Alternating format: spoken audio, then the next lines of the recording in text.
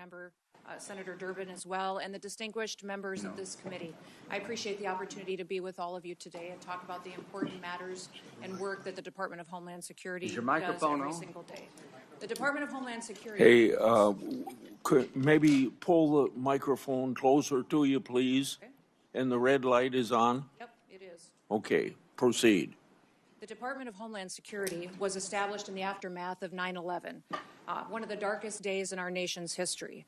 That resulted in the death of nearly 3,000 Americans. The mission of the Department of Homeland Security at that time was just as critical as it is today. We protect our American people, we prevent acts of terrorism, and we defend our homeland. Every action that the Department of Homeland Security takes is guided by that mission and by that responsibility. Thanks to President Trump's leadership and the hard work of the men and women of DHS, our department has delivered historic results and has made our communities safer. Since the start of President Trump's second term, daily encounters along the southwest border declined by 96% compared to the Biden administration's daily average. We've reached the lowest levels ever recorded in U.S. Customs and Border Protection's history. In President Trump's first year, total Border Patrol apprehensions along the southwest border were less than the average of a single month under the Biden administration. For 10 straight months, the Border Patrol has released 0 illegal aliens into the interior of the United States. And in President Trump's historic first year back in office, nearly 3 million illegal aliens have left the United States as a result of the administration's enforcement efforts from following the law. That includes 2.2 million that have voluntarily left and returned back to their home countries, and more than 675,000 detainments and deportations. A majority of the aliens that were arrested by Immigrations and Customs Enforcement have a criminal record and have been charged with or convicted of secondary crimes in addition to their initial crime of being in the United States illegally. During this period, ICE has arrested over 1,500 known and suspected terrorists, more than 7,700 known gang members, many of them that were allowed to come into this country under the Biden administration. We have also reached the lowest murder rate in the last 125 years since that data was tracked.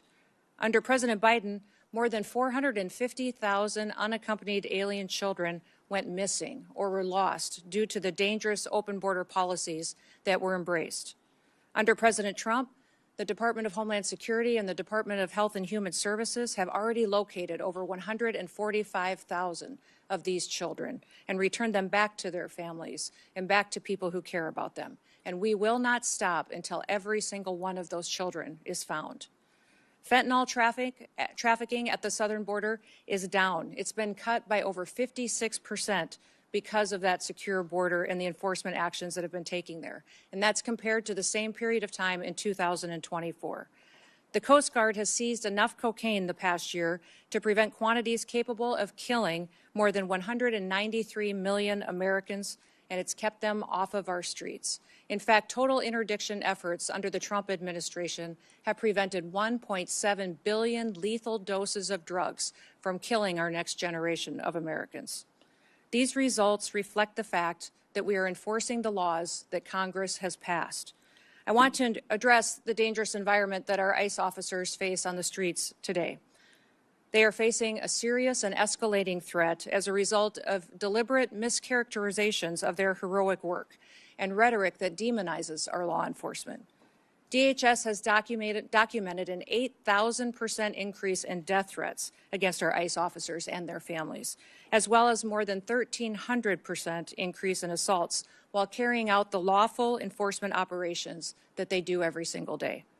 I recognize that members of this committee may hold differing views about immigration policy, but it's important that we distinguish between disagreements over policy and the department's operational responsibility to enforce existing law that has been passed by Congress. It's our duty as a department to defend our homeland.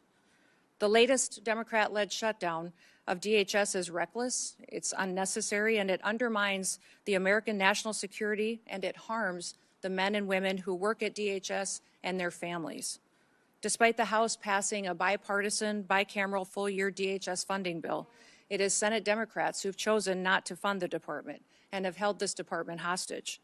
As a result, critical national security missions, including border security, immigration enforcement, aviation security, disaster response, cybersecurity, and the protection of critical infrastructure are all being strained. Our ability to provide for a safe and successful World Cup is being hindered as well. More than 100,000 dedicated DHS employees are once again being asked to work without pay for the third time in just 5 months. At a time when we've produced the most secure border in history and removed nearly 3 million illegal aliens from our country, disrupting the department responsible for those gains is indefensible. I want to thank the men and women of the Department of Homeland Security for their professionalism, for their dedication, for their commitment to keeping America safe and continuing to show up and work even though they aren't being compensated for it. They've kept us safe and they have patience, and our success is only possible because of their service and sacrifices. I also want to thank our angel families that are behind us to tell their stories and testimonies, and also thank my husband for being here in support as well. Thank you for the opportunity to testify, Mr. Chairman, and to all the distinguished members. I look forward to your questions today. With that, I yield back. Senator Kennedy, you're next. Thank you, Mr. Chairman. Thank you, Madam Secretary, for being here. President Trump, ably assisted by Mr. Stephen Miller, quickly in the President's second administration developed policies to secure our southern border, policies that you and the Department of Homeland Security implemented. And I congratulate all of you on your success. Properly vetting people at the southern border is not racist, is it? No. Could you answer for the record? No, it is not racist. Properly vetting people at the southern border is prudent, isn't it? Yes, sir, it is.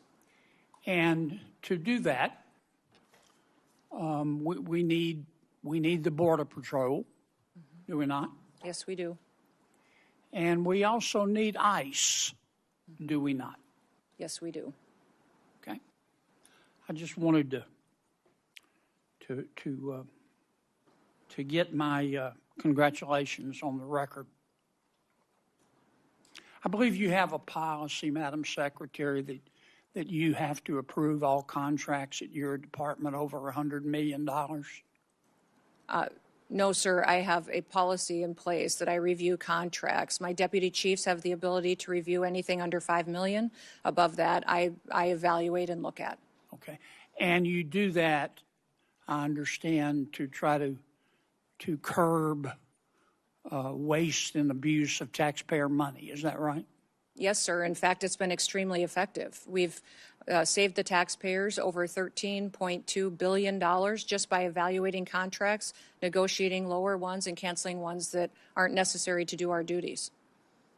How do you square that concern for waste, which I share, with the fact that you have spent $220 million running television advertisements that feature you prominently?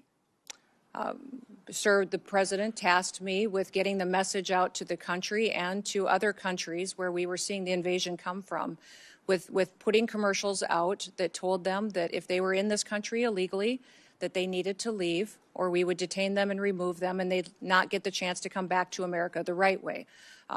That has been extremely effective. Ask you to run these advertisements, is that right? We had that conversation, yes, before I was put in this position and sworn in and confirmed, and since then as well. Okay. Did you bid out those service contracts? Yes, they did. They went out to a competitive bid, and career officials at the department chose who would do those advertising commercials. And the people that you ended up picking were people who had formerly done your political work back in South Dakota. Is that right? No, that's not correct, sir. I think it is. No, it's not, sir. The individuals who I believe the careers who they chose were two different media firms. There's been conversation about their subcontractors, but we have no legal authority to look into subcontractors on work like that. Okay. And you're saying that you're testifying that President Trump approved this ahead of time. Is that my understanding? We had conversations about making sure that we were telling people. No, ma'am. I'm asking you, sorry to interrupt, but the president approved ahead of time you spending $220 million running TV ads across the country in which you are featured prominently. Yes, sir. We went through the legal processes, did it correctly. Did the president worked know with you were going OMB. to do this? Yes. He did? Mm-hmm. Yes. Okay. And one thing, Senator, I think would be helpful to know is how effective that communications has been. That well, they were overwhelmingly effective in your name recognition. I mean, I personally just, I mean, to me, it puts the president in a terribly awkward spot. And and I'm not saying you're not telling the truth. It's just hard for me to believe, knowing the president, as I do, that you said, Mr. President, here's some ads I've cut, and I'm going to spend $220 million running them, that he would have agreed to that. I don't think Russ Vogt at OMB would have agreed to that. It's something we have to defend. I'm on the Appropriations Committee. My research shows that you did not bid them out, that you in fact, one of the people you picked, the strategy group, Safe America Media was a company formed 11 days before you picked them, and that the strategy group got most of the money, and the head of that is married to your former spokesperson. Look, we all have friends who are qualified. I'm not quibbling with that. It troubles me. A fifth to a quarter of $1 billion of taxpayer money when we're scratching for every penny and we're fighting over rescission packages. I just can't agree with, Madam Secretary. Are you still running those ads? No, Senator, I did not have anything to do with picking those contractors. No politicals at the Department of Homeland Security did. I understand. Are you Career still running officials those followed ads? the competitive bid process for Are you that. still running those ads? I think the ads are due to end here in March, I think within a week or two. They I'm are not sure of still the running? update. The one that is running is focusing on angel families. Have you seen that? It is the one that's talking about this is our why. This is why we work every day. Okay. Is for the angel I've gotta families move and their on. victims that need to. After the two killings in Minneapolis, and I think there's a lot of video on them, Madam Secretary. I think people can see the video and draw their own conclusions. Are you and your department conducting an investigation of those? Sir, the investigation is being led by the FBI. HSI was involved. In fact, our HSI agents on the ground. I'm sorry to cut you off, but I got so little time. I believe at the time you said these were acts of domestic terrorism. Is that right? Sir, in answer to questions at the press conference that afternoon, it was that it appeared to be. Yeah, but you said these appeared to be acts of domestic terrorism. And as I've said previously in this hearing, is that first, Madam Secretary, did you say that? We're getting information from a chaotic scene on the ground and relaying information to the American people. Okay. Now, again, those videos are public. People can draw their own conclusions. I think it'd be safe to say you got some pushback on that. Mm-hmm. Would that be fair? Yes, sir. And you got some criticism. I'm not saying the criticism was accurate or inaccurate. I think you did. What got my attention was that you blamed those statements on Mr. Stephen Miller at the White House. Did you not? No, sir, I did not. And in fact, Where you're seeing that is in a news article of anonymous sources. And anonymous sources say a lot of things, but I've never said that at all. Well, here's what you said on the record. I'm going to read your words. Quote, everything I've done at the direction of the president and Stephen. Sir, where did you see me say that at? You read that in a news article with no sources affiliated to it. You said it on the record on January 27th of 2026. Did I read your words accurate? I enjoy working with the president and with Stephen Miller, and that day we were working to get as much information to the American people as possible. That is what we'll continue to do, and as that happens, we'll go forward. Do you think it was fair to blame Mr. Miller? Sir, I did not do that. You're reading from a newspaper article with anonymous sources. Are you denying that you said that? Sir, I'm not going to speak to that situation that is relayed on anonymous sources that no one has heard me say that. It was you. No. Who reported that to that newspaper? They're quoting you on the record, saying it's Stephen's fault. Thank you, Mr. Chairman. Thank you, Mr. Chairman. Secretary Noem, thank you for being here. I'm really glad that a lot of my Republican colleagues talked about the disaster that Biden and Mayorkas, your predecessor, created. It was absurd. You heard the things from Senator Brett, people that came over here who themselves were traumatized by the very people who then come to this country and traumatize American citizens. You heard Senator Schmidt saying the same thing. A lot of us are very frustrated with the disaster that President Biden left behind and a failed DHS.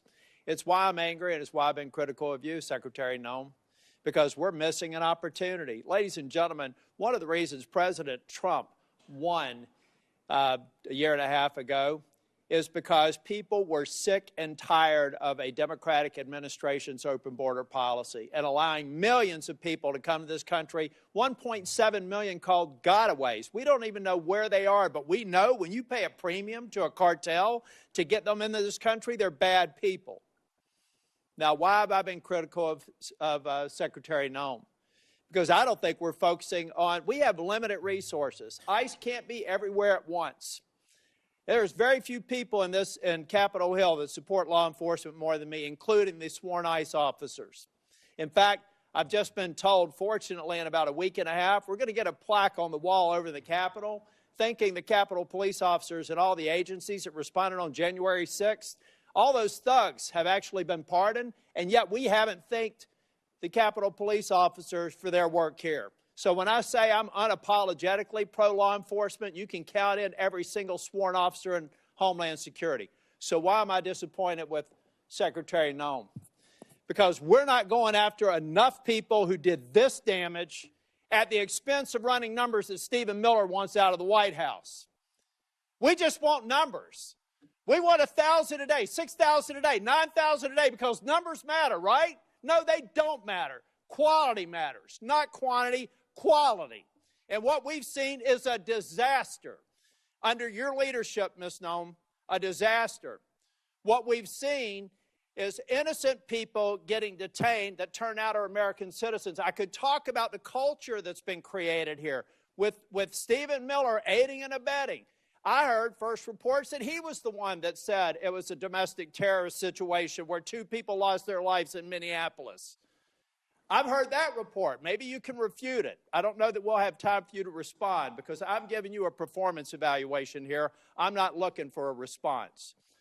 And I'm saying, Ms. Noem, that time after time after time I've been disappointed. But before I get back to looking at the vicious people that did this damage to these families, I want to talk a minute about FEMA. You have a policy right now that anything over $100,000 has to go through your desk for approval.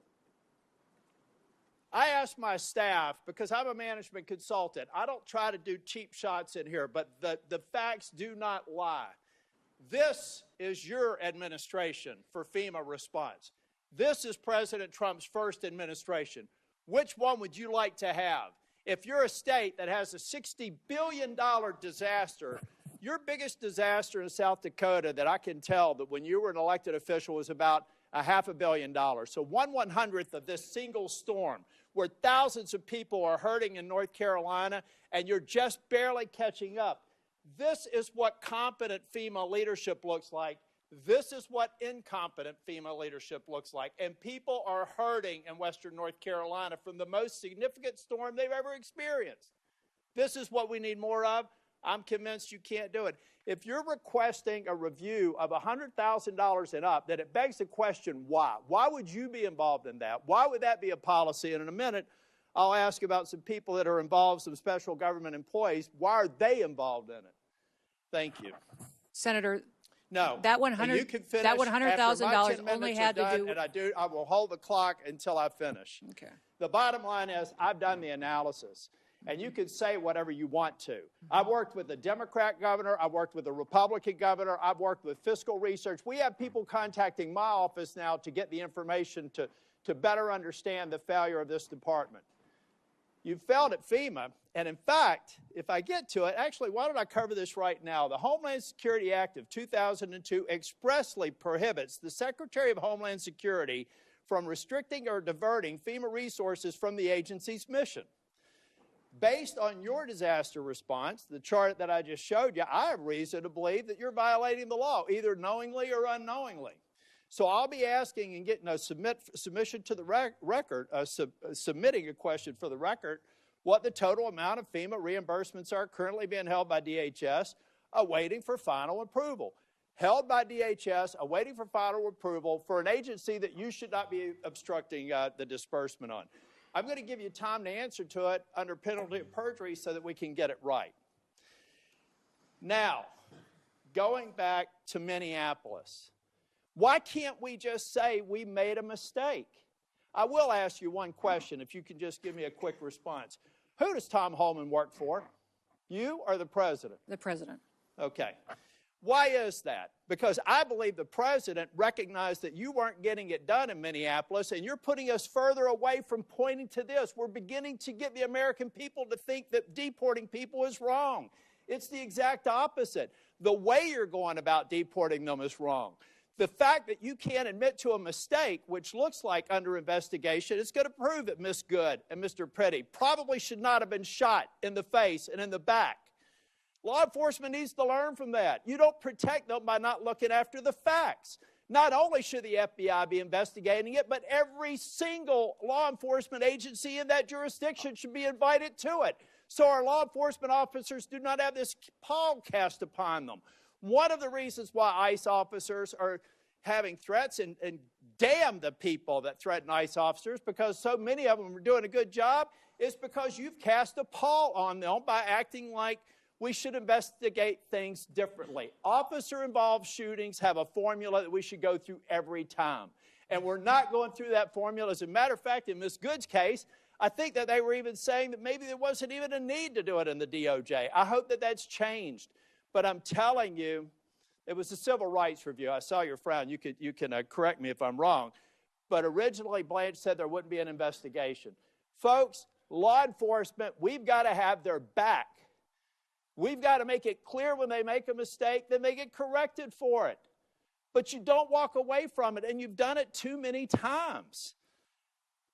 Now, Secretary, I read your book last week. And honestly, some of the parts of it impressed me, but some of it distresses me. And I'll give you a good example of one that does. The passage where you talk about killing a dog that was 14 months old. I train dogs, all right? And you are a farmer. You should know better. You should know that if you're going out to a hunting lodge and you're putting pheasants out and you're putting dogs out, you don't take a puppy out there. A 14-month-old dog is basically a teenager in dog years. You decided to kill that dog because you had not invested the appropriate time in training, and then you have the audacity to go into a book and say it's a leadership lesson about tough choices. It's in your book. We could play it if we had time. At that same lunch hour, you killed a goat. And you killed the goat because you said it was behaving badly. You are a farmer. You don't castrate a goat. They behave badly. You should have probably done that before. But my point is, those are bad decisions made in the heat of the moment, not unlike what happened up in Minneapolis. I expect, we're an exceptional nation. And one of the reasons we're exceptional is we expect exceptional leadership. And you've demonstrated anything but that in the time that I've seen you responding to the emergency in North Carolina and across the Southeast, and acknowledging when mistakes are made, and speaking too soon for the expedient of social media or whatever it is. I'll leave you with this, Ms. Noem. I'm expecting answers to Charlotte's Web. I requested it a month ago. That was one of the investigations in Charlotte, 20 minutes from where I live. All I asked for, if it had to be anonymized, was information so that I could determine if your hit rate is right. I want to find more of those people, and I want to detain fewer of the others. And Mr. Chair, in my remaining time, I have a lot to go. But I want to submit this letter from the Office of Inspector General that cites 10 different instances under Ms. Noem's leadership where they've been misled and not allowed to pursue investigations that they think are critically important. Does anybody have any idea how bad it has to be for the OIG in this agency to come out and do this publicly? That is stonewalling, that's a failure of leadership, and that is why I've called for your resignation. And if I don't get an answer to these questions, I don't want an applause. Please don't do that for me. If I don't get an answer to these questions, if I don't get an answer that you've had a month to respond to, and the remaining ones, as of today, I'll be informing leadership that I'm putting a hold on any en bloc nominations until I get a response. And in 2 weeks, if I don't get a response, I'm going to deny quorum and markup in as many committees as I can until I get a response. Thank you, Mr. Chair. Okay. Thanks for holding this oversight hearing. After months of excuses and delays from Secretary Noem, we finally gathered together. When I was chair, I restored this committee's long-standing tradition of regular oversight hearings with the Secretary of Homeland Security. Today's hearing is long overdue. We are joined today by friends and family members of individuals currently in ICE detention or who have been deported. I thank them for traveling here today. Their presence is a reminder that the policies implemented by DHS under your leadership, Madam Secretary, have a devastating impact on the lives of real people. Let me also say a word of those who have been, their families have been the victim of violence by immigrants. Although immigrants as a group commit less crime than native-born Americans, there is no excuse for violence, and what you've gone through is a just terrible situation that I will willingly acknowledge. From my point of view, we need an orderly process at the border to start with. And secondly, we should never knowingly allow a dangerous person into this country. And if someone is in this country seeking citizenship and commits a crime, serious crime, they should be asked to leave or incarcerated. Bottom line, there's a way to deal with immigration that is sensible and humane on both sides. More than a dozen years ago, 2 members of this committee, myself and another member, worked with a bipartisan group under Senator John McCain to write a comprehensive immigration law which dealt with many of the issues we've been working on since. It passed in the United States Senate with over 60 votes, bipartisan, supported by business and labor and religious leaders across the board. Unfortunately, the Republican leadership in the House of Representatives refused to take it up. Had we passed that and made it the law of the land, we could have avoided a lot of the terrible things that have occurred since. Madam Secretary, under your leadership, the Homeland Security Department has been devoid of any moral compass or respect for the rule of law. Without hesitation or remorse, DHS agents have wreaked havoc in our cities. I've seen it in the city of Chicago, and acted with unspeakable cruelty against children, immigrant families, and American citizens. This administration's reckless immigration enforcement campaign is creating fear in communities and eroding the foundational tenets of our democracy. Democrats believe that Congress must do its job and rein in ICE abuses by requiring immigration agents to simply follow the same rules as local police. While Republicans claim the DHS shutdown is putting us at risk, the reality is this administration has engaged in mass layoffs of career national security officials and diverted many others from protecting the homeland of the president's with the president's mass deportation campaign. This is all while Secretary Noem is sitting on an unprecedented amount of appropriated funds. more than the United States Marine Corps. The Republicans in Congress gave her this and gave her virtual decision-making power in terms of the execution of policies. And she is spending nearly $300 million on a fleet of luxury private jets so she can travel in style. Really? Secretary Noem has repeatedly claimed that the department is arresting the, quote, worst of the worst and making American cities safe. In fact, less than 14% of immigrants arrested during Trump's first year back in office had charges or convictions for violent criminal offenses. Less than 14%, 1 out of 7. Immigration agents arrive in cities without consulting local law enforcement. They roam the streets in paramilitary gear and arrest and detain people based on the color of their skin, their accents, and the language they speak. The infamous Kavanaugh stops. That is not a public safety operation. That is a paramilitary occupation. And Secretary Noem has made excessive force the department's default position. In my home state of Illinois, during the so-called Operation Midway Blitz, agents violently attacked, tackled, arrested, and detained immigrants and citizens. They conducted a military-style raid on an apartment complex, kicking down doors and zip-tying children. A Border Patrol agent shot an American citizen, Miramar Martinez, multiple times, 5 times. She miraculously survived. After the incident, the agent bragged on the internet, 5 shots, 7 holes. And this administration didn't just shoot her 5 times. They called her a domestic terrorist, tried to prosecute her on trumped-up charges that were ultimately withdrawn, and fought the public release of evidence in her case. In Minnesota, your agents shot and killed Renee Good and Alex Pretti, 2 American citizens. And as their families struggle with these horrible tragedies, they had to fight baseless accusations of domestic terrorism from Secretary Noem, the head of the agency responsible for their loved one's death. The department has also translated the president's racist attacks into immigration policy. President Trump has repeatedly called Somali immigrants, and I quote, garbage, and said that he doesn't want immigrants from what he calls, and I'm going to clean this up, S-hole countries. I heard him say that in the Oval Office repeatedly. Secretary Noem responded to what she called, quote, a full travel ban on every damn country that's been flooding our nation with killers, leeches, and entitlement junkies. It just so happens that every country covered by the Trump-Noem ban has a majority non-white population. Earlier this month, the Trump administration deployed border czar Thom Tillis to Minneapolis, supposedly to end Operation Metro Surge.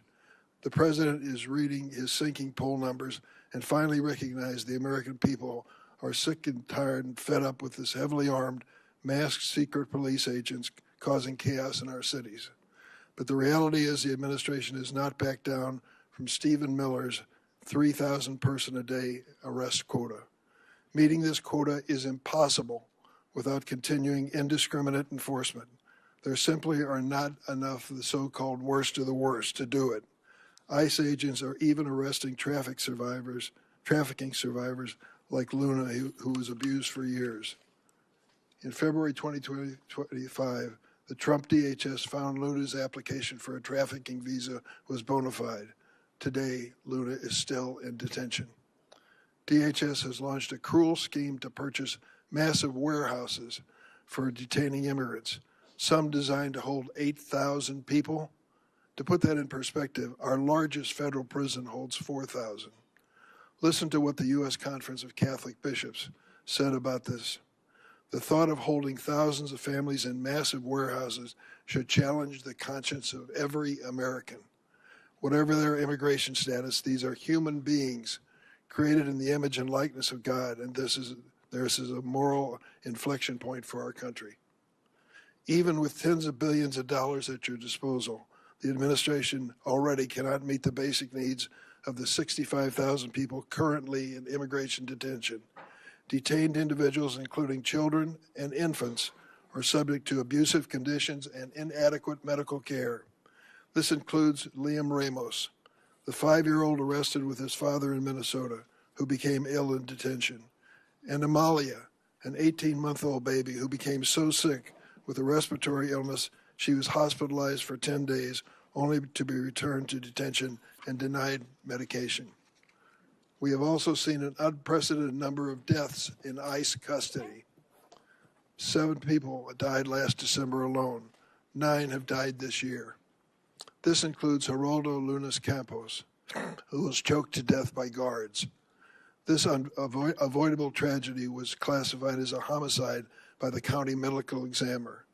The Department of Homeland Security's response? Try and deport the witnesses as quickly as possible. Secretary Noem and her rogue immigration agents seem to believe they are above the law and accountable only to the President and Stephen Miller's evil vision of a hateful America. Chief Judge Patrick Schultz of Minnesota, a Republican appointee, found that ICE violated at least 96 court orders in Minnesota in January, the month of January alone, which he said was, quote, likely more than some federal agencies have violated in their entire existence. And hundreds of federal judges have ruled more than 4,440 times that ICE is detaining immigrants illegally. That is an extraordinary rebuke from the federal bench. It hasn't stopped there. This department has trampled on the Fourth Amendment, forcibly entering private homes and businesses without judicial warrant. The Trump administration has also punished individuals for exercising their rights to free speech and peaceful protests under the First Amendment. They revoked a student's visa for writing an op-ed in America. In America. They have subpoenaed social media companies for information on Americans who have criticized ICE. ICE agents have found the addresses of peaceful protesters and showed up their homes to intimidate them. Now the administration is even threatening to interfere with our elections. President Trump has suggested that federal government should nationalize elections. Top Trump ally Steve Bannon recently said, "We're going to have ICE surround the polls. We'll never again allow an election to be stolen," end of quote. Secretary Noem went further, and this is what you said, and I quote, "Make sure that we have the right people voting, electing the right leaders to head this country."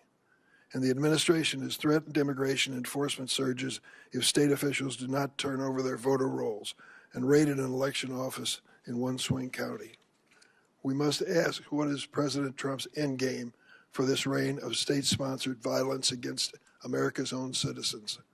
History teaches us that immigrants are the first target when an authoritarian regime seeks to erode civil rights and consolidate power. But immigrants are never the last target. And we know that Donald Trump does not respect the constitutional rights of any American, regardless of party. Secretary Noem, this is the first time we met. I've been on this committee for more than 2 decades. I worked with every one of your predecessors of both political parties. I tried to meet with you before and after your confirmation, but you refused every request. I want to be clear, and you should know this. No official on this side of the rostrum or the other is above the law. You have no right to deploy immigrant agents as a paramilitary force in American cities. You swore an oath to uphold the Constitution.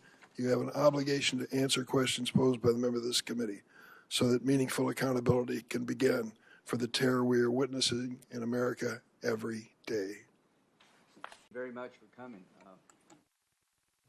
Can you hear me? Yep, Thank now you. we can. Thanks very much. Well, let's talk about the scope of the problem you inherited here.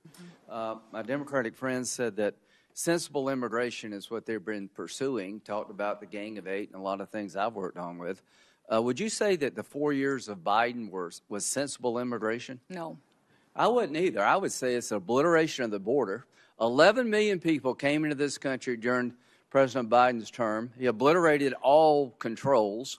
We sent them all over the country in planes, trains, and automobiles. And what's the scope of the problem you inherited? How would you describe the mess that Biden gave you very quickly?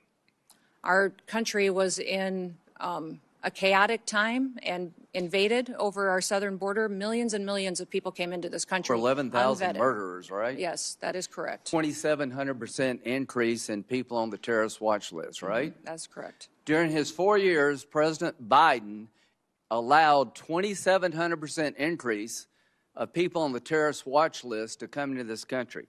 In 2023, 172. Do you know where those people are? No, not necessarily. So we don't know where they are. They're here, but we don't know where they are because they didn't care if they came and they haven't really looked very hard. So sensible immigration died on Biden's watch. It was replaced by out-of-control, open border, just absolute chaos. And to all the people on the front row that have lost loved ones, I am sorry.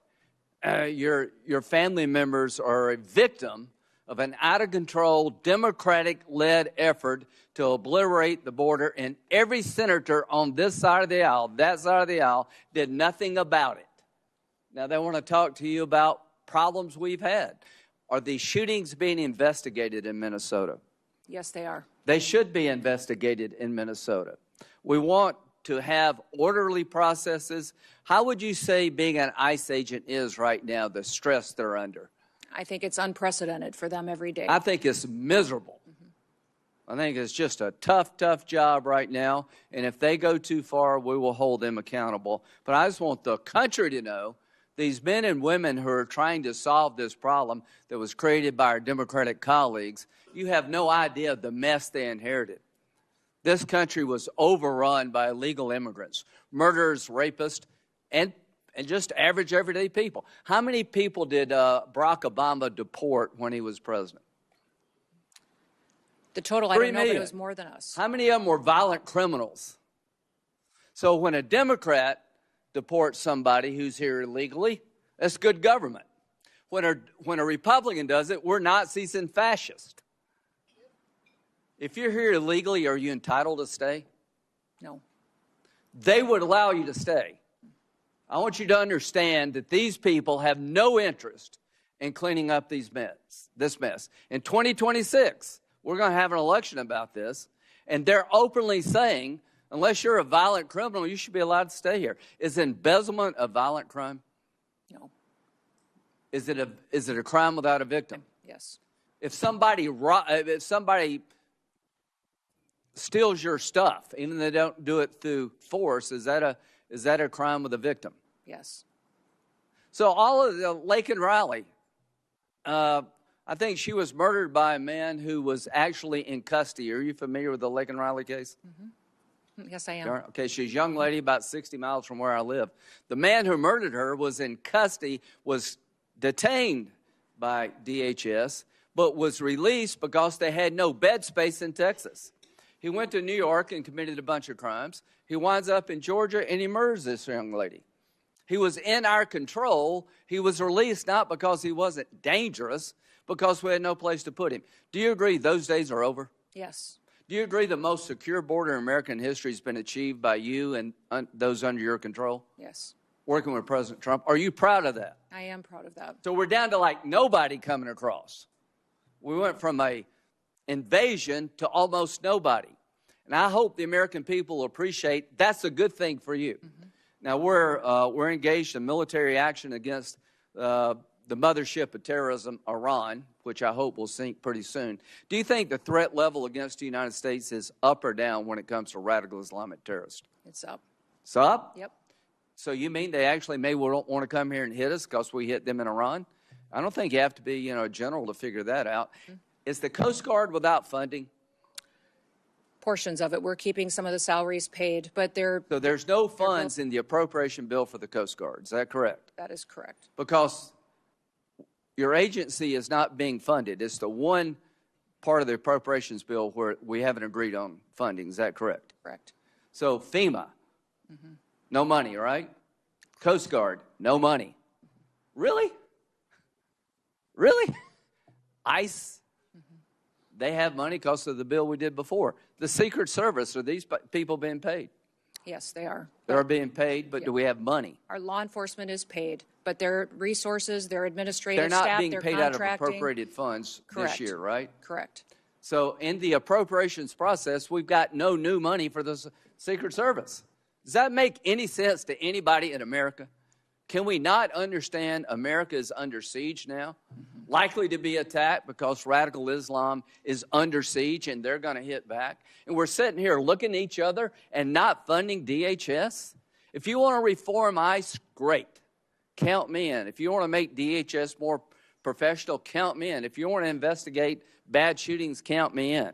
If you don't want to do away with sanctuary cities, count me out. What's a sanctuary city? A city that protects itself from our federal immigration efforts in their city. Are there sanctuary cities and states in this country? Yes, there are. Look at this chart. There are 200 plus sanctuary counties. There are 12 sanctuary states. 8 million illegal immigrants reside in sanctuary jurisdictions in defiance of federal law. A sanctuary city refuses to turn over to the federal government people that are subject to deportation. Is that correct? Correct. They make a choice, these sanctuary states, counties, cities, not to cooperate with federal officials, and the laws have been on the book long before Donald Trump, right? Correct. Do you think it would be good for the country to abolish sanctuary cities and states? I do. Do you believe as long as they exist, it will be a magnet for future immigration, illegal immigration? Yes, I do. So if you're a legal immigrant and you can get to one of these sanctuary cities, states, or towns, you believe you'll never leave. Until you fix this, you're going to have illegal immigrant magnets. Do you agree with that? Yes. Would you urge the Congress to abolish sanctuary cities? Yes, I would, sir. And sanctuary states. When it comes to the threat level against our homeland, how would you characterize it right now? Right now, I would say, sir, that we should have our every effort within the Department of Homeland Security out protecting people 24/7, because we face not just enemies from overseas that threaten our way of life and our American values. The Biden administration let them here. They let them in our borders. They're in our hometowns. They are unvetted. Thousands and thousands of people that are dangerous criminals, gang members, known and suspected terrorists. Who's this guy? He is the man that conducted the horrific act down in Austin. Okay, what country did he come from? I think Senegal. Okay, and he was killed in Austin, Texas, right? He was. And the shirt said what? Property of Allah. Property of Allah. And when you went to his house, you found a what kind of flag? Iranian flag. Iranian flag. Wonder how many people are like that here, waiting to pounce. And DHS doesn't have appropriated funds. This is insane. There are more people like this. We obliterated our borders. 1.7 million people came into this country from countries that were designated to be a problem. Special interest aliens. Are you familiar with that? Yes, I am. So 1.7 million came from countries that would make you a special interest alien because of the nature of the country. Libya, Nigeria, North Korea, Afghanistan, China, Cuba. Do you know where those 1.7 million people are? Not all of them. Yeah, I don't know. I don't know where they are either. But they let them in. We don't know where they are. They came from countries that are so dicey. We made you a special interest alien if you came from those countries. So we're having a hearing here. I'd like to make ICE more professional. I'd like to make sure if there was a bad shooting, it's documented as such and people pay a price. But I will not apologize to anybody in this room to try to clean up the mess that Biden started and you empowered. We've got to deal with this. We've been invaded. Only God knows how many people are here and what they're up to, and we're not going to stop. We're going to learn, but we're not going to stop because America is under siege, and the idea we're not defunding DHS is insane, criminally insane. Senator Whitehouse. Thanks very much. Let me start by noting that we have repeatedly said, our ranking member on the Senate Appropriations Committee, Senator Murray, has said that we are more than willing to fund TSA, more than willing to fund the Coast Guard, more than willing to fund FEMA, and that it is the administration that is holding those agencies hostage in order to extract additional funding for ICE and CBP. That is our quite clearly stated position, and I just wanted to recognize that now. Ms. Noem, I want to walk you through an incident that took place in Rhode Island. We have a courthouse in Rhode Island, our Superior Court. The court had an agreement with your organization not to conduct operations in that courthouse. Despite that agreement, your officers went in to conduct operations in that courthouse. They went in plain clothes and masked, so maybe they were aware of the agreement, maybe they weren't. Either way, it was unprofessional not to honor the agreement with the court. There is also a court rule against photographing people in the courthouse. They were photographing people in the courthouse. They either didn't know or didn't care about that court rule. Either way, it was unprofessional. They were pursuing an intern and taking photos of this young intern who was not the person supposedly sought. The intern was in high school. The person sought was in his 30s. It shouldn't be too hard to tell the difference. They couldn't. It was unprofessional. A state judge escorted the intern out to his car to take him back to high school. The agents didn't recognize the judge. They operate against the agreement in a courtroom and don't bother to know who the judges are. Again, unprofessional. They followed the judge out to his parked car, which was parked in a spot reserved for judges. Whether or not they already knew he was a judge, it does not take much in terms of powers of deduction to understand that the person getting into a car in a parking spot reserved for judges is probably a judge. Again, unprofessional. Then they threatened to smash his windows and drag him from the car. A judge with a high school intern in the car who's not the guy they're looking for. That kind of escalation seems unprofessional and irresponsible. Then they held the kid for half an hour in another vehicle while they figured out that, in fact, the high school kid was not the 30-plus-year-old person that they were supposedly looking for. Nobody was hurt, but there was nothing professional about that entire exchange. And I would ask you to send a signal down to your folks to stop that kind of dangerous and unprofessional nonsense, particularly in our courthouses. Let me ask you, why don't you deconflict with local enforcement when you operate?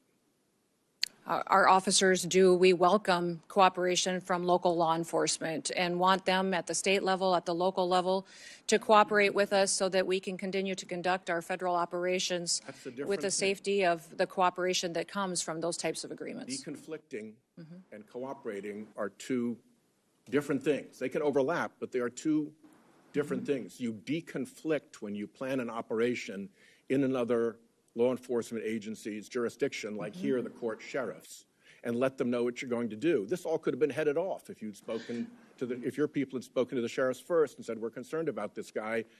Oh no, he's an intern, he's in high school. None of this was necessary if they had bothered to deconflict. So please, send the message down to your people that there's a reason that deconflicting is standard law enforcement practice for, among other things, officer safety. Will you do that? Yes, sir, but I will tell you that our law enforcement are being doxxed at unprecedented levels. So at times we've run into situations in sanctuary cities or in sanctuary states where notifying that local law enforcement on some of these operations has doxxed them and their families and leaked a law enforcement operation, which puts people's lives in jeopardy. So they absolutely want to work with cooperative local law enforcement. About that, and in that case I strongly specifically, suspect that there's a big difference these between individuals. non-cooperation and actual interference with your operations. But I'll reserve that to a question for the record so you can substantiate that. Could you explain this? Sir, I'm looking at a picture of an interior, looks like a bedroom. Of an airplane? Yes, sir. You're not familiar with that? These photos are not accurate. If you're referring to the airplanes that the Department of Homeland Security has purchased and are purchasing, we're using them for long-range command and control aircraft that is dictated in statute by Congress for the Department of Homeland Security to have a plane. Luxury jet with a bedroom in it? Yeah, we used a 737. I've been on it once, but it is being used by other administration officials, and it is used for command and control flights for the department. The department has found that in purchasing our aircraft, that we will save the taxpayers hundreds of millions of dollars. Does it have a bedroom in it? In fact, we spent $1.442 billion on ICE deportation flights last year. Does it have a bedroom in it? I believe it's being refurbished and not having a bedroom in it. So it is being refurbished. What kind of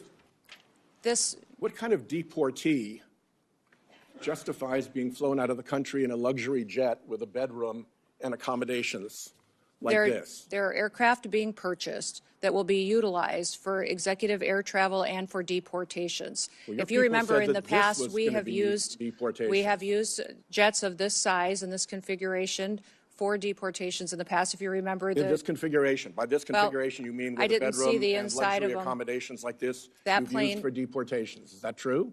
Sir, we have 737s that are being purchased by the department to replace contracts that we have on ICE deportations. That's what they're going to be used for. And in fact, the Coast Guard is the only entity within the Department of Homeland Security that has jets at this point in time. They had two G5s that were 20 to 25 years old that are being replaced so that they can continue to serve our Coast Guard and our military for years to come. About these aircraft.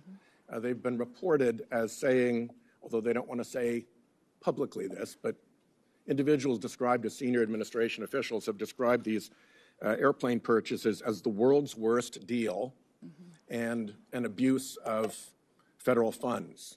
Can you tell me what the Republicans on this committee who voted for what I call the billionaires bill that gave you the money to buy these jets knew about your plans to acquire luxury jets when they voted for that money? The dollars for these airplanes was appropriated by Congress. In fact, it's mandated from Congress and rules that you've given us that we need to have a long-range command and control aircraft that will seat up to 17 people in the Department of Homeland Security for national security purposes. We are complying with the law.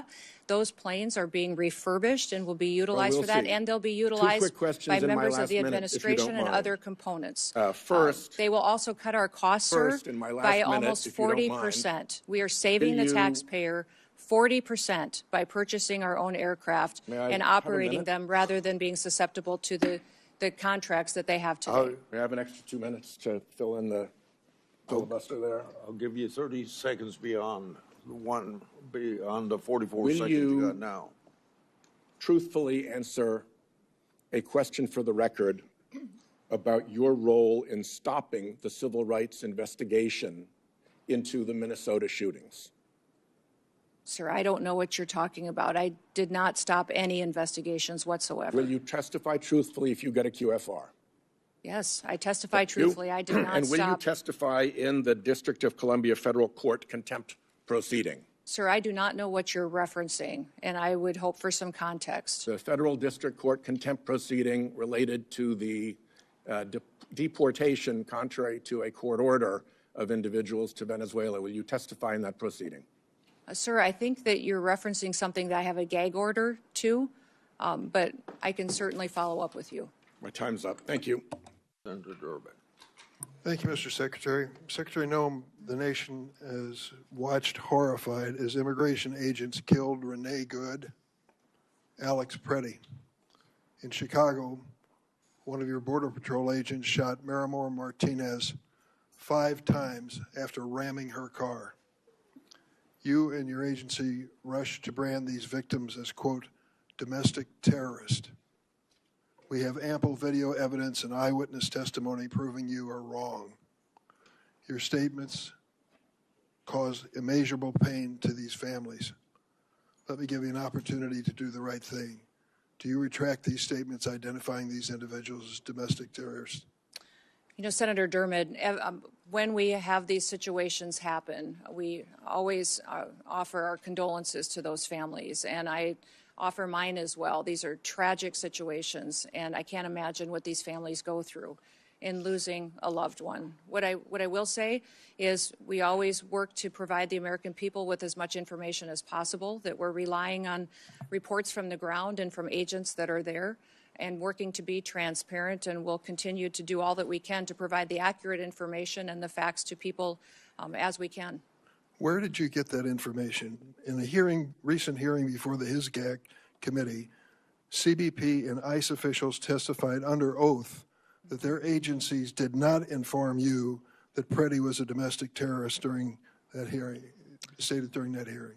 I was getting reports from the ground from agents at the scene, and I would say that it was a chaotic scene, as you've seen in Minneapolis and St. Paul, as immigration enforcement has gone forward, and we've worked at targeting the worst of the worst, that many times our agents have been faced with violent the victims of protesters. that violence domestic terrorists as a way to calm the scene? These violent terrorists have put them in a situation where it's unprecedented what these agents have faced. So that situation on the ground that day was chaotic, and it was something that they were transpiring and sharing information them as with domestic us. terrorists? Can you explain why you decided to brand these victims that we all saw on video, who were out protesting the activities of your agency and were killed as a result of it? How did you think that calling them domestic terrorists at that scene was somehow going to calm the situation? You know, Senator, we are working in those situations where there's a tragic loss of life, and that there is something that our agents are involved in, that we continue to deliver information.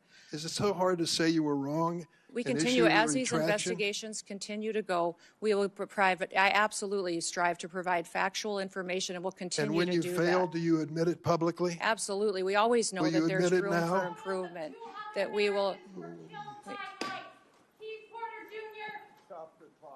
Keith Porter Jr. and Dr. Linda Davis. They were Americans killed by ICE. You have not given their family any justice. Say their names. Their Black Lives Matter. Their Black Lives Matter. Their Black Lives Matter.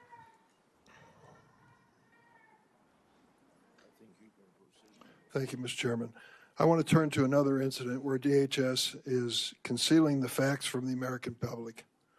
Geraldo Luna Campos died in an immigration detention. DHS claimed he killed himself, but an independent medical examiner found his death was a homicide. Witnesses stated Mr. Campos was strangled by the guards at a detention facility. Instead of investigating this death, your department tried to deport the witnesses to the crime. It took a judge intervening to ensure the fact that these witnesses remain in the country for investigation. Secretary Noem, who ordered those witnesses be deported? Sir, I can't speak to the details of that case as it continues to be investigated, but I do know that within our detention facilities, we have the highest federal standards of any detention facilities compared to state or other local facilities that may detain. There was an effort to deport the witnesses? Sir, I'm not aware of that, and I will continue to look at that. Whenever there is an incident where we have someone who works for DHS that has done something wrong, there is always an evaluation, an investigation, and there is consequences for that. So we will continue to do that investigation and make sure that the right thing is done if Who's something doing the investigation? There are internal investigations within. Investigation. Is that what you're saying? Yes, ICE and, Outside independent agency that's part of that investigation? not that I'm aware of at this point in time, but I may not be able to speak to the details of this case because I'm not fully Shame, informed a on it. man lost his life. Just last week, the Republican-appointed chief federal judge in Minnesota identified over 200 court orders that ICE officials had violated in the last 2 months. He wrote, quote, "The court is not aware of another occasion in the history of the United States in which a federal court has had to threaten contempt again and again and again to force the U.S. government to comply with court orders." In a sworn declaration, the Trump Justice Department itself acknowledged that your agency has violated court orders more than 50 times in recent weeks in one state, New Jersey. Secretary Noem, is DHS required to follow federal court orders?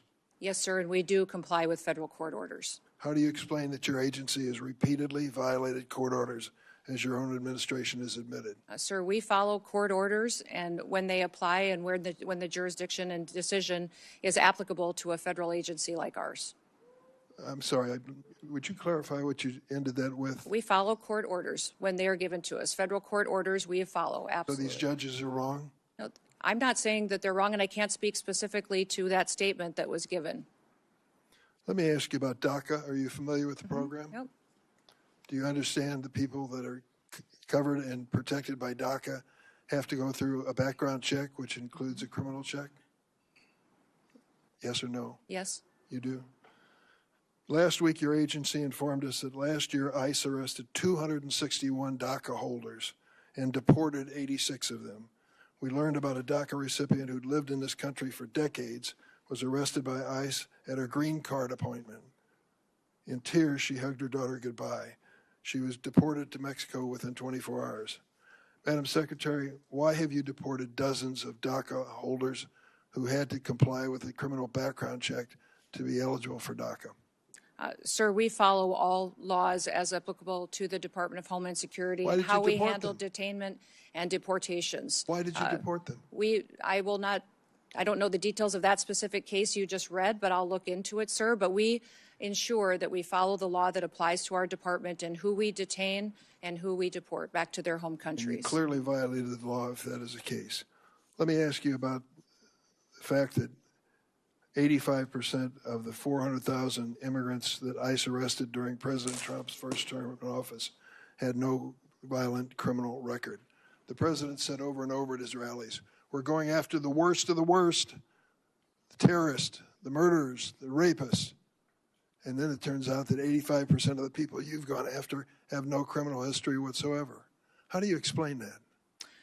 Sir, when you talk about violent crimes, what you're saying, the crimes that don't matter, that you aren't counting, are ones that affect American families every single day. You're not counting DUIs. You're not counting embezzlements. You're not counting theft. And you're not counting the other crimes against people and drug trafficking and proliferating that. So if you don't count those as crimes, that these individuals and impacting families in this country. They are counted, and they calculate Those- 14% of those that you Those are not arrested. counted in your 14%. If you were counting crimes that these illegal aliens in this country have committed, it would be well over 65 to 70% of the individuals that are detained today have those crimes on their record, besides the crime of being in this country Going to illegally. back that up with some information for me? Absolutely, I will. I certainly hope you will. How does taking a father from a child dying of cancer qualify? Where would that be? Is that a violent crime? I don't know what you're speaking or I'll tell you referencing exactly to. what I'm speaking of. Ruben Torres, 2 weeks ago, buried his daughter Ophelia. When he was arrested at the Home Depot in Norridge, Illinois, he said to those who, your agents, "Please let me go home. My daughter is dying of cancer. I would like to be with her in her last days of her life." They said no. They arrested him and deported him for 2 weeks. Finally, he returned for a court hearing. His daughter lived to see that hearing where the court said he was treated unfairly by your agency, and she died 3 days later. I was at her memorial service. Is that really necessary? Was he a violent criminal? Sir, we enforce the law. The laws that are passed by What this law? body and signed into statute on the process for individuals that are in this country illegally, that have final removal orders in the process given in immigration law. We continue to follow that, and if you don't like the law, I would suggest you change the law, but that is what we do We every tried to single change the day is law go out with- there. We tried to change it with comprehensive immigration reform, and it was stopped by the Republican House of Representatives. Our job at the department is to follow the law and make sure that we are a nation of laws, because I don't a think nation you're- that I doesn't don't follow think the you've been law close when it comes to that. is no nation at all. I yield, Mr. Chairman. Senator Klobuchar. Thank you, Mr. Chairman. Secretary Noem, as Secretary of Homeland Security, you oversaw Operation Metro Search. Is that correct? Yes, as secretary, I oversee ICE and CBP and HSI officers that were there doing their work. 3,000 ICE agents, border control to Minnesota, outnumbering our 10 Metro Police departments, outnumbering by 3 to 1 the number of sworn police officers in Minneapolis and St. Paul. Is that correct? Yeah. We were working to do targeted operations against Just if you could criminal answer yes illegal or no. aliens, and we needed to do that in a safe manner to make sure that we could ensure the safety of our law enforcement Two officers. of my constituents, Renee Good and Alex Pretti, were killed. They should be alive today. In fact, in 1 month in the city of Minneapolis, when you look at the 3 fatalities that were results of shooting, 2 of 3 were committed by federal agents. Are you aware of that? Yes, I am. So your agents, not only their actions resulted in the deaths of 2 innocent American citizens, but they repeatedly violated my constituents' First Amendment rights to assemble. You say you believe in the Second Amendment right to bear arms, but Alex Pretti was criticized repeatedly by officials in the administration for having a lawful permit to carry and having a gun. Your agents violated the Fourth Amendment rights of my constituents by ramming through doors of innocent people's homes, innocent citizens' home, without any kind of a warrant, and violated the Fifth Amendment right to due process. So as I've shared with my colleagues, if you believe in federalism, in freedom, and in liberty, you should be horrified by what the Department of Homeland Security did in Minnesota. So my first question is, having spoken to Mr. Homan, what is the exact number of DHS agents still in Minnesota? Well, I believe that there is still close to 650 there, counting the investigators that are there, working to get to the bottom of the unprecedented fraud that has been found in the Medicaid Was funding. 5-year-old Liam involved in that fraud? As you know, I am all in on prosecuting fraud. I put in place the U.S. attorney who exposed the fraud under the Biden administration and brought the bulk of the prosecutions, and also recommended to Mr. Blanche that Joe Thompson be the acting U.S. attorney who led those prosecutions and now has left the office because the Department of Justice asked him and many others to investigate Renee Good's wife instead of doing their jobs doing fraud. So what I want to know is, when are you going to get down to the original footprint as promised to us? We're continuing to work at that, although those investigators will continue to stay there to get to the bottom of that fraud, to make sure that those vulnerable people that rely on those programs actually get services from those federal dollars that are spent, that it's not stolen by criminals and used by individuals to enrich themselves and send it out of the country. Secretary Chung-Li Tao, are you aware that agents bashed in the door of a U.S. citizen, a Hmong elder with no criminal record? I can't speak to the specifics of that Did you case. see the photos of that man being dragged out of his house in Crocs and in his underwear? Yes, I did. Do you believe that he was involved in fraud? I do not know where that status of that investigation is. Are you aware that he is a son of a beloved nurse that treated our soldiers in Vietnam? I believe that we have laws in this country that need to be enforced and need to be applied equally to Your agents, everyone. speaking of enforcing the laws and following the laws, did they have a judicial warrant when they rammed through an American citizen's door? Our law enforcement officers follow the same protocols and procedures that all law enforcement do. Are as you to how aware they that he move tried forward. to show his identification to show that he was American citizen and they didn't want to see it? Again, these officers conduct themselves in processes. If something was done inaccurately, then certainly we will make sure that we correct it and rectify it in the Are future. you aware that the person they were looking for was in prison and had been in prison for years? His Yes, name I is am. Lou That's Ma? Yes, we do targeted operations going after and Do looking you for. agree that it is unacceptable for your agents to ram into someone's door and drag someone out in their underwear in below zero temperatures when they have the wrong guy?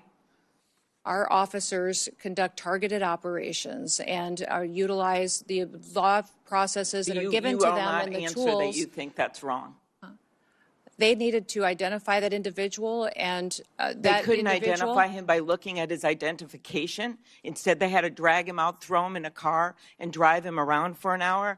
How about pulling off off-duty police officers, Madam Secretary, every single one of whom made clear who they were? They were people of color, off-duty police officers. In Brooklyn Park, Minnesota, the chief described how one off-duty officer, someone of color, a U.S. citizen, was stopped and confronted by ICE agents with their guns drawn, demanding her proof of citizenship.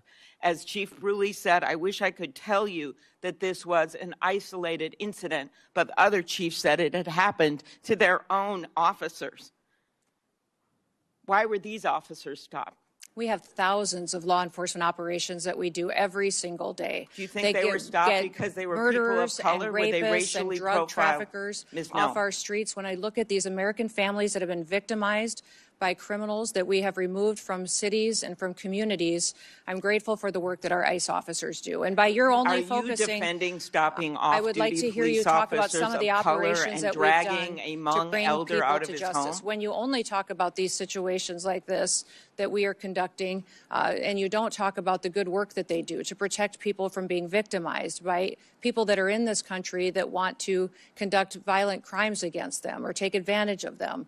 The laws need to apply to everyone, and we're out there enforcing the law. I am a former prosecutor, Context is Ms. Noem, incredibly and important. I have always in every worked with our situation. police well, but that's not what was going. These ICE agents were not following police procedures. After the killings of Renee Good and Alex Pretti, when I spoke to Alex's parents, they told me that you calling him a domestic terrorist, this was directly from them, the day after he was killed. A nurse in our VA, Alex, one of the most hurtful things they could ever imagine was said by you about their son. Do you have anything you want to say to Alex Pretti's parents? We were relying in the hours after that incident that was so horrific on information we were getting from the ground from our I just agents. asked if you had But I anything would you say wanted to say to the but I would parents say or to the family that's of what I'm Renee doing Good right after now, is you that called I them domestic can't terrorists. even imagine what they have gone through in the loss of their son and the loss of their family members. But It's how about absolutely specifically tragic, calling them and I domestic send terrorists them- without any evidence of this. that? Sir, ma'am, I did not call him a domestic terrorist. I said it appeared to be an incident of. I think the parents saw it for what it was. After the killings, the federal government refused to cooperate with state law enforcement. Agents blocked Minnesota investigators from accessing the scene. I know because I got directly calls from the mayor. I tried to call the DOJ. I tried to do everything I could because they were very worried about what was going to happen immediately, especially after Alex Pretti's death. Do you think that blocking local law enforcement from the scene of a shooting makes people safer? Yes or no? Actually, our HSI law enforcement officers risked their lives on that scene, preserving evidence and keeping the violent rioters away from the evidence so it What could be life was preserved lost for the at that investigation. scene, Secretary Noem? Yes, I Was understand that. Alex Pretti's life And that was after it lost. became very I believe it is in the interest of justice to have a full and transparent investigation. Yes, the investigations being led by FBI and internal investigations as well into this incident. Will you commit to reversing the decision to cooperate with the Minnesota Bureau of Criminal Apprehension, an agency of seasoned professionals that the agents worked with directly, FBI agents worked with directly to investigate after the shooting assassination of Speaker Hortman, after the killing of those two little kids in that church with the bullets going through those stained glass windows? In both incidents, our federal and local law enforcement worked together and are working together in those investigations. But they have been blocked, the locals have, from being part of this. Why is that, Ms. Noem? The FBI is leading this investigation, and I would leave that question for them to answer. Thank you. Thank you, Mr. Chairman. And thank you to the families who are here who have lost loved ones, both who lost loved ones to violence perpetrated by immigrants, but also to those who have been seriously injured by ICE agents, and to those watching who have had family members killed by ICE agents. Madam Secretary, I want to ask you about one of the first claims you made in the immediate aftermath of the shooting of Renee Good and Alex Pretti. You accused them both, I think, within hours of engaging in domestic terrorism.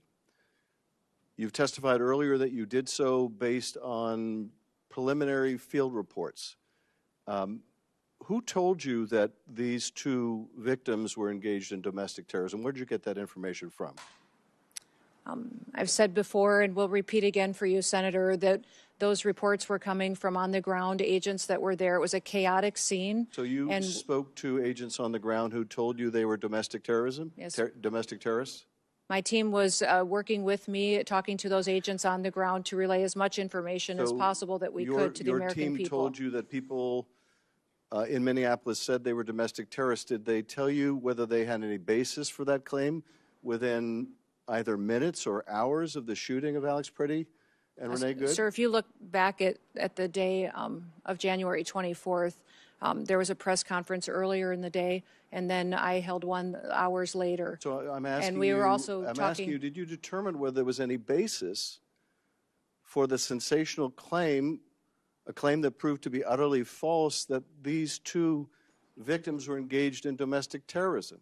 There is an investigation ongoing. The FBI is leading that. There's also internal investigations that are ongoing. I'm asking you we'll continue to bring the facts forward. Excuse me, Madam Secretary. I'm asking about your statements in the immediate aftermath of these shootings.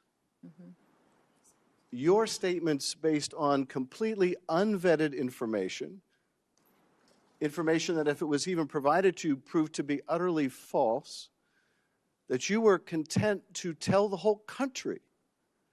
Do you have any concern about misleading the whole country? Don't you think in the immediate aftermath of a shooting that you should provide only vetted information to the public? How do you imagine you're going to gain the trust of the American people if you're pushing out false information about the shooting of American citizens? I work every day to get factual information to the American you people. You didn't on the day that Alex Pretti was shot. And you certainly didn't on the day Renee Good was shot. You weren't getting out good information. You were making a spurious claim that has caused endless injury to the victims' families on the basis of God knows what. And then your agency doesn't allow local investigators. They essentially push away independent investigators. How is the public to have any confidence in investigations done of excessive use by ICE agents if, number one, you make immediate and false statements about the victims, and number two, you don't let any independent agency conduct an investigation? How is the public supposed to believe anything your agency says or finds? These investigations are being done in the same way that they always are. No, and the FBI is leading. There are internal investigations as well. In these situations, ICE has an internal investigation. Excuse me. Well, would you like to hear about the investigations that are ongoing? Excuse me. You're not allowing state and local investigators to that participate. That is not my decision. And furthermore, the Department of Justice and the FBI decides how investigations they're not being conducted in the way investigations are always done. Are you telling me that in the case of Miramar Martinez, that having an agent involved in shooting her, drive a vehicle that was used to ram into her vehicle, drive that vehicle, that evidence, away from the scene and 1,000 miles to Maine, you're telling me that's the way investigations are always done? That you let an agent involved in an officer-involved shooting drive a key piece of evidence 1,000 miles away? Is that how you conduct investigations at DHS? I'm not conducting these investigations into these. The Department of Justice with the FBI is conducting those investigations, and CBP. For how investigations are conducted when ICE agents, when agents under your control are engaged in the use of force? The investigations into our officers have not I changed know there's a under great my desire leadership or the to president's point the leadership than finger. what they Oh, were under the previous that's being administration. done by Pam Bondi's Justice Department. I'm not responsible for No, that our internal malpractice, investigations or are following the same that's policies the that orders they of always Stephen have. Miller, so I'm not responsible No. for that either. But you are responsible. You are responsible. You could insist on independent investigations, but you're not. You could wait until there's good information after a shooting before you go to the press and the public and mislead them. Let me ask you about a different subject, and that is the waste of resources at your agency, the continued allegations of favoritism and contracting, and let me in particular focus on the $220 million ad campaign, many of which feature you very prominently. An ad campaign that is more expensive than the whole budget for One Fight After Another or any Hollywood blockbuster film. So let me ask you, you said that the president approved this vast expenditure on a media campaign that largely profiles you. How do you know that? Did he approve it to you personally? This media campaign was critical in telling the world No, and I'm this asking about the country president's that approval. we are enforcing the laws in the I- United States of you America. testified That if you're in earlier in your answer country to- illegally, You testified then you earlier in should answer to leave Senator Kennedy's question. The now, president or if you want the chance to come back to the United So my States question is, someday in how the do you future. know- If you don't, you will be How do you detained know- and excuse will be me, removed and never get the Madam chance to come Secretary, back. how It's do been you know that extremely the effective in president- sending the excuse me, Madam message. Secretary, how do you know the president approved of this $220 million contract? We had conversations and worked with OMB to So you had make sure that conversations the directly funding with was the there. president. Excuse me, I just want to clarify. So you had conversations directly with the president where he approved this $220 million ad campaign that significantly features you. Is that Sir, correct? this campaign was talking about making sure that people knew that our laws were being enforced. Again, I want to make sure that we we're not continue to go through the misunderstanding each process. other. It was a competitive president bid approved- campaign. excuse I me. had nothing of choosing. Excuse me, so the president approved this expenditure? Sir, I've been explaining this to you how it when it was a competitive process. Well, the okay, career you say it was officials at the competitive process. Department of I guess Homeland Security you don't want to chose confirm the the best president's role in this, and I can understand why. But you say it was a competitive process, and yet this contract went to a company that didn't exist 2 weeks before they got the contract.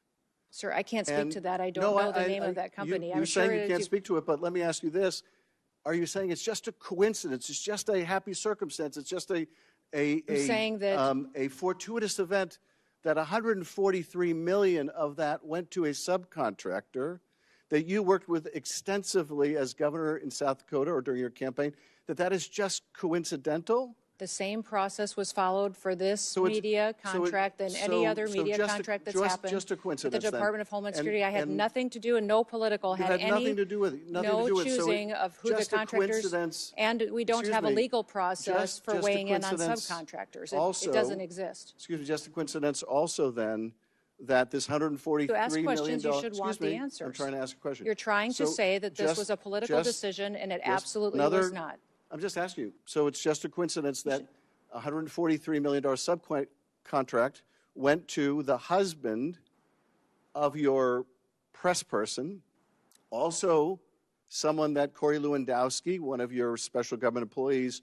worked with extensively. So that was all a coincidence, right? Because you had no knowledge of this, no Media involvement, company that and none gets of the the people around you contract, had any involvement. the ability to so choose the taxpayers should just subcontractors. assume We don't this is weigh a in coincidence. on who subcontractors are. There's not a legal process for us to determine what subcontractors are a part of a contract So can that you- goes out can for a you competitive state- bid. can you state and for the only record- career employees at excuse me, DHS were in on the Can choosing you of state those for media the record contracts. then that neither you nor Mr. Lewandowski nor your press secretary married to the husband of the person who got this $143 million We were not contract, a part of the can you state for the decision-making. record that none of you that I've just described had any role, played any part, made any communication with any government agency that was involved in deciding who would get that contract? To the best of my knowledge, none of us were involved in deciding who got those contracts Not for in the media deciding, campaign. but were any of you involved in advocating, communicating, or expressing a Not to preference my knowledge, in Senator, any way not to with my the government? knowledge, Excuse Senator. me.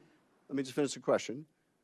Were any of you involved in any way in communicating, expressing a preference in any form, manner, verbal, written, with any government agency that was involved in the contracting The process? same process was followed for that contract that is You're for not all answering media my question. contracts that have gone forward. To my knowledge, or no? there was no involvement whatsoever of anybody that is on the political appointee side of this position and that media contract. Thank you, Mr. Chairman. I yield back.